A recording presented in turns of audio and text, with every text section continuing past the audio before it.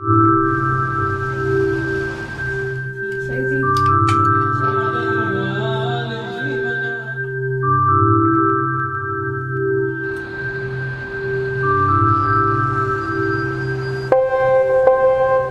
we are in the middle of the city, in the middle of Ramadan. The Ramadan is now nearly halfway through. The life goes on. People go about their own business, work, schools, shopping. Nothing unusual about it, because I think Ramadan is part and parcel of people's life. So while we are at Dame Street, we might as well go and check out Dr. Mustafa, a medical practitioner, and see how his day is panning out in the middle of Ramadan. I've been fasting for the last few weeks since Ramadan started, and in Ireland here it is like a long day. Only the first day might be, and the second day might be a bit exhausting, but then you find it's like detoxing, a purification of all the soul, and everybody have the same feeling. And because you have to, it cleanses the soul, it makes you closer to the neighbors, to the friends, to even the colleagues at work. Once you start fasting, you'll be more concerned about the poor people that they don't have food to eat, because you feel their feeling.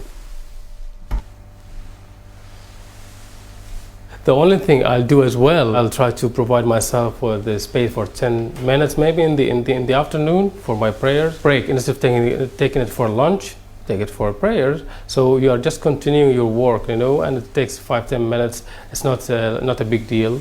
The thing that's really remind you and make you aware of Ramadan is coming is the preparation for it. The people will be going to do special shopping for the month of Ramadan, because they need to buy certain foods. For example, in Ireland, there are so many halal shops. They will have the meat, and they will have the traditional stuff as well that you need. So when you go to the shop, you feel the people are all doing the same shopping.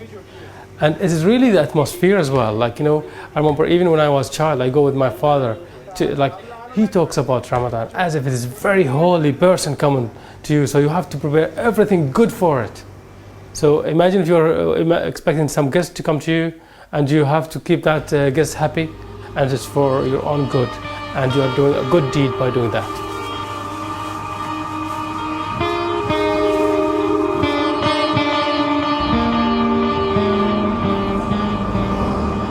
So here we are in the suburbia of Dublin, in Rathfarnham area, where a few women are coming together, visiting each other's houses, and culminating their day of a fasting in a company of each other. They'll be cooking, they'll be praying together, and opening the fast called iftar. Today I'm hosting an iftar party, and that is for my ladies friends. And we have this very old tradition of breaking the fast together, and that's called iftar. And we have iftar parties. With ladies, it's nice because you are cooking together, chatting, and it makes it much easier and a bit of fun.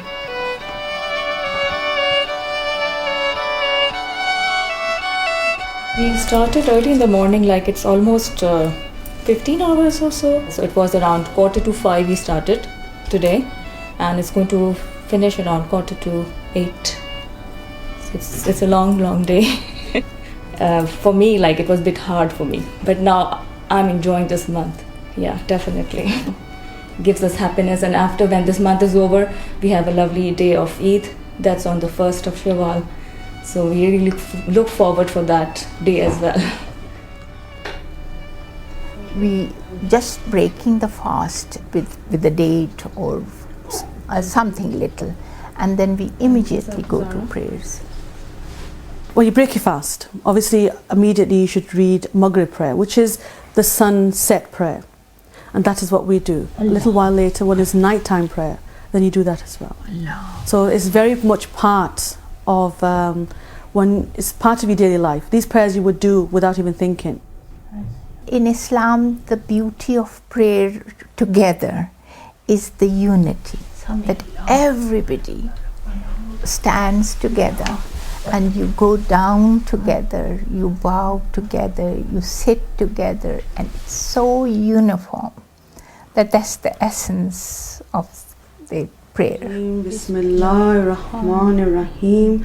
Allahumma inni lakasuntu wa ala. There's always been emphasis on the community. It's a social event, it's also a very spiritual time. For me personally, it's a time of inner peace and tranquility, and I think you become very introspective. You think about, your past deeds and the direction you want your life to take. Everyone has their own hectic lifestyle, but in Ramadan, the highlight is that you would sit as a family. And that evening meal would consist of you breaking the fast together, having that meal and having some sort of interaction with each other. Like it or not, you'd have to, because it brings the family together. And in this month, like even our Allah, He says everybody is equal, nobody is poor or rich. So in this month, we try to please Allah, we try to become good, but especially in this month, we do good deeds. You're your best friend. When you're fasting, you're thinking of others, not just yourself. You feel the hunger pangs, and then you try to explain to your children when they're hungry, and you say, look, there's worse people off than you. You're going to get a lovely meal, a feast at the end of the day, and these people will never have anything. So you try to connect with what's happening in the world.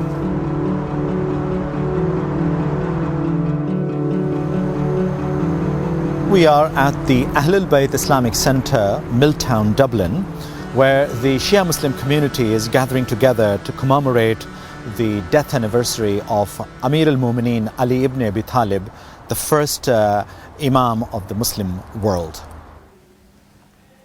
During this holy month, there are also a lot of very important occasions for Muslims in general, but there is one very important occasion which Shia faith focuses on, and this occasion is the assassination of who we believe to be the successor of the Holy Prophet, peace be upon him, Imam Ali alayhi salam. Imam Ali, as we believe in our faith, is the successor and the first and the main successor to the Prophet, peace be upon him. Imam Ali, we believe, is given the divine Islamic authority from the Prophet as a successor to lead the Muslim nation into a very hard and tough stage after his death. Shia Islam knows that we accept Imam Ali salam as the true successor of the Prophet Muhammad. Someone who, although he was fasting, would go out in the middle of the night and feed poor people and wash the quadriplegic people and devote all his time to giving thanks to God. That he was struck in that night and assassinated in that night is something we need to honor. I am officially the first Irish-born Imam. The Imam is the spiritual leader of the community. They come back to their Imam for any inquiry regarding any part of their faith or any occasion, any birth, any wedding, any funeral. And hopefully, being the first Irish-born Imam, this opens a new channel for the Muslim community to reach out to the younger generations and the new generation of Irish Muslims with a religion of peace. Throughout my 6 years in secondary school, really, the only questions I was ever asked about Islam were, silly things like, why can't you eat pork, or why can't you drink? But there are a lot of open-minded people out there who do want to know about Islam. Islam means submission to the will of God through being grateful for what you've been given and through treating people the way you would want to be treated. And these are the two things we want to emphasize to the non-Muslims. This is what we are about. We're grateful for what we've been given and we want to treat people right. The second we don't treat people right, our faith is worthless. After many years of meditation by the Prophet Muhammad, peace be upon him, the Prophet was chosen by Allah, and during this holy month, during the last 10 days actually, the Quran was revealed through the angel Gabriel to the heart of our Prophet Muhammad, peace be upon him. And that is a belief shared by all Muslims. We believe it is the miracle of Islam, and through this book and through the forgiveness and mercy and blessing that God sends down during this holy month, we ask God to free the world from all its problems and to spread love and peace throughout the world. لم يلد ولم يولد ولم يكن له قل هو الله أحد الله الصمد لم يلد ولم يولد ولم يكن له كفوا أحد.